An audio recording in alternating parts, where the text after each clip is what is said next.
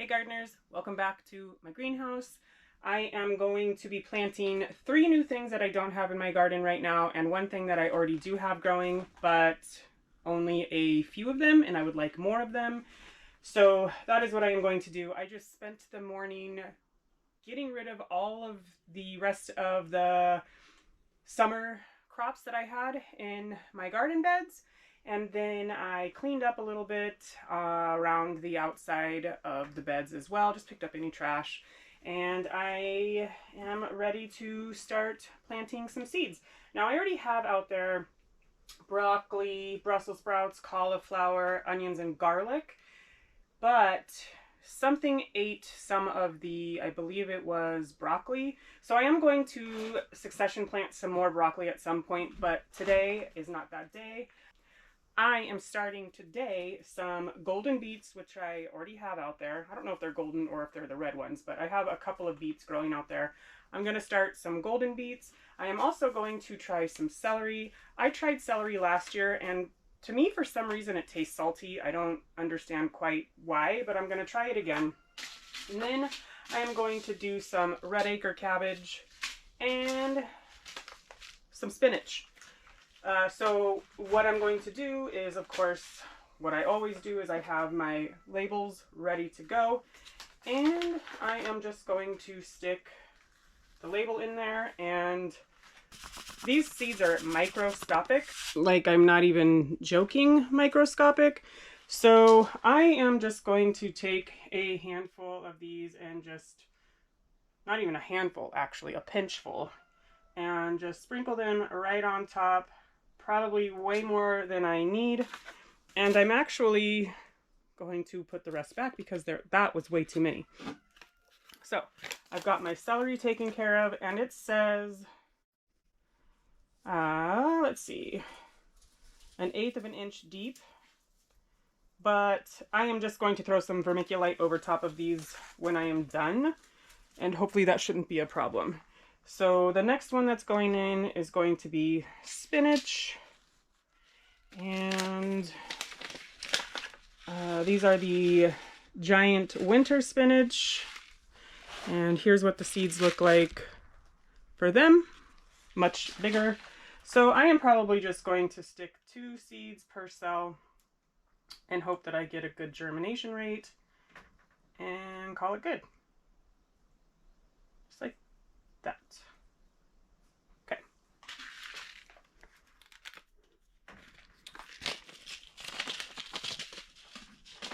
And of course, the next thing here is going to be these beets.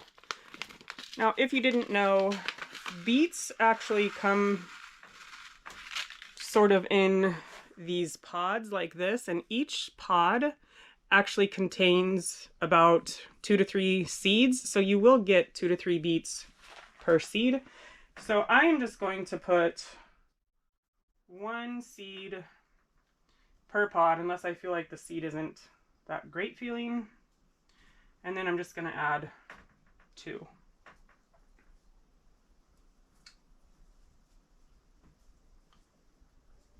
All right. And the last thing that's going in here is some red cabbage. And once these sprout, I am probably going to be putting some netting over them because they get the cabbage worm inside them, and it will just pretty much destroy your whole entire head of cabbage and all the work you put into it. So once these are ready, I'm gonna net them for a while. All right, so one of these actually got way more seeds, but I can't really see them to find them. So these are going back in here. Now what I'm going to do is I just have this vermiculite. It is very light, very fluffy, very airy. And I am just going to come in here over top of each one of these cells and just put a very thin layer of the vermiculite over them and spread it out a little bit and just kind of push it down so that there is good contact with the seeds and the soil. And the vermiculite will help maintain moisture too, I believe. So that's a bonus. Some of these bigger ones I can push down into the soil and then cover them and then put some vermiculite over top, sort of like this. So I'm going to stick these underneath my protective barrier that I have because there are critters inside this greenhouse and they like to nip off these things as they grow. And then if I need to add heat to the bottom of them, I can do that. But for now, I am just going to leave them. So now what I'm going to do is I'm going to fill up my spray bottle and I'm just going to lightly mist over the top of these so that the top is wet. And then that is how I'm going to water these for the first couple of days until they start to sprout, is just with the spray bottle. And into my protective shield barrier thing over here on this side.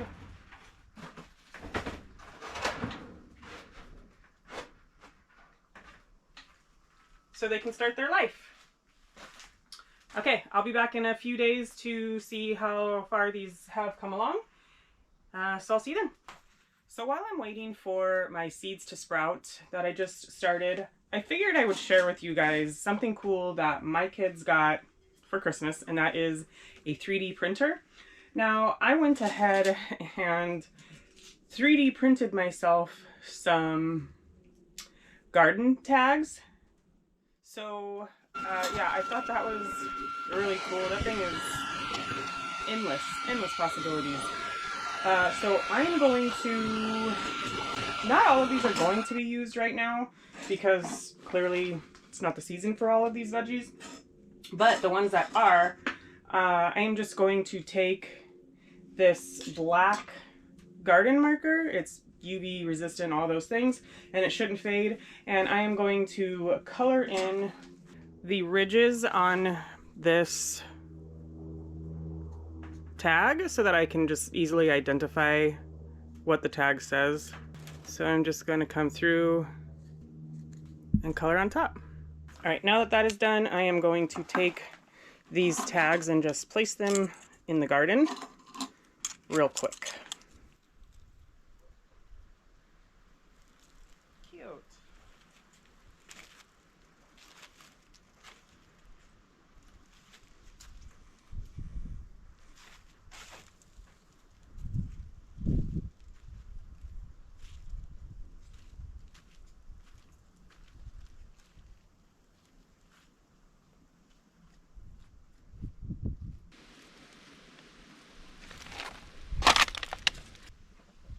Those are actually really cute. I like them. Yeah, that's pretty much all I got to say about that. But it was really fun making those. So now that that's done, we have to wait for the seeds to sprout. Okay, so it has been probably 3 weeks, I think, since I started these seeds.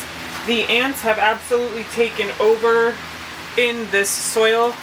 But what I'm going to do is, so these are my celery seeds. They have done absolutely nothing. I am going to continue to water these, but as you can see, like I said, the ants are living in this dirt and they have actually removed quite a lot of it.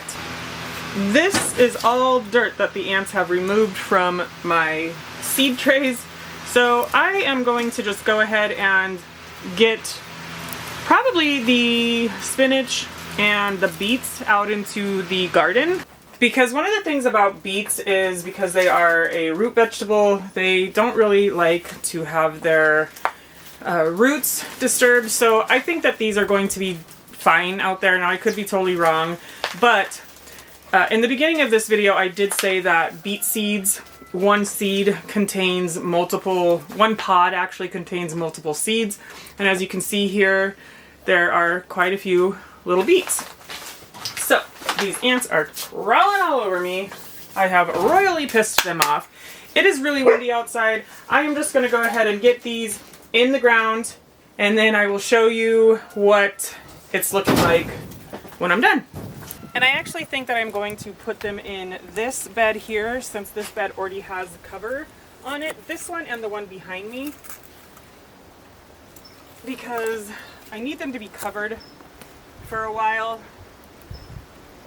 But first I'm going to pull out these weeds. Pretty sure that's a weed too.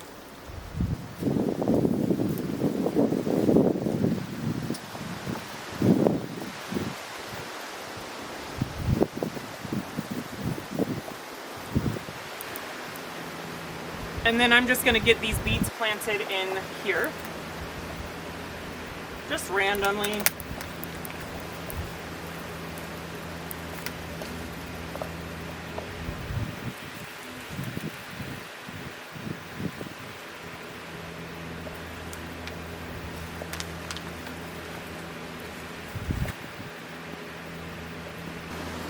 I don't know if you can see how soft this soil is in here, but I think it's because the ants have built a home in here, and so there's just no structure to it.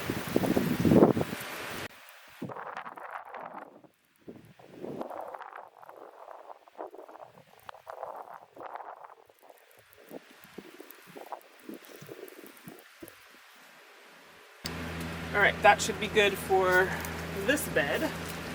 So I think my camera may have just died, but I'm going to plant this snap pea in this bed. I am sure that something is probably going to eat it. I hope not, but it is not going to be covered, and so I just kind of have a feeling. Guess I will find out tomorrow.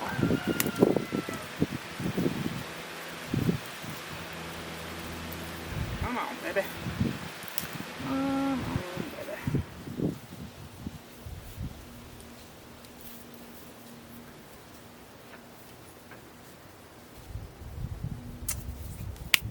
All right, and fingers crossed that that one survives the night and no little critters eat it. So I'll come back tomorrow morning and just kind of take a look to see if everything made it through the night. We shouldn't have a frost. We haven't had frost yet, although it is pretty cold today. So tonight might be that night, and if so, then all of those things that I just planted are probably going to die. But I don't know what else to do. They needed to get into the ground. Even though the spinach was very young, the ants were just all up in the soil. So check back with you tomorrow. So it looks like the little beets survived the night, so it definitely did not frost, and the same goes for the spinach. This little guy needs to stand up over here, but they survived. So that is good. I think that they are going to be doing just fine here. Hopefully they have enough time to grow before, I don't know, it's not their season anymore. Silly, I know, but pretty soon I am going to start talking about what I am going to grow this season and what I am not going to grow this upcoming summer spring garden season. And then I'm also going to we'll do a garden tour here soon. The things that are growing in the garden are looking beautiful. So yeah, as far as everything else is concerned, so far so good. Even the little sweet pea that I put in the ground